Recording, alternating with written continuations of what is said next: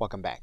Now, in most basic spreadsheets that you'll be creating, you won't be using much of what's in the lookup menu.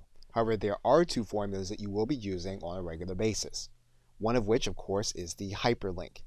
And if you click the hyperlink button, what you'll notice is that you can write in your link location and then you'll write in your friendly text. So for example, you'll write in your URL and then click OK. You'll notice then that you have here the text that can be clicked on that will lead to your hyperlink. What you're also likely to use inside of the lookup area will be your formula text. If you're trying to determine the makeup of a particular formula, what you can do is you can write in formula text.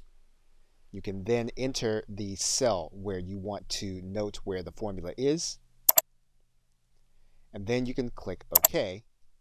That will then give you the formula, and as you can see here, this is the same formula that you'll find in this area.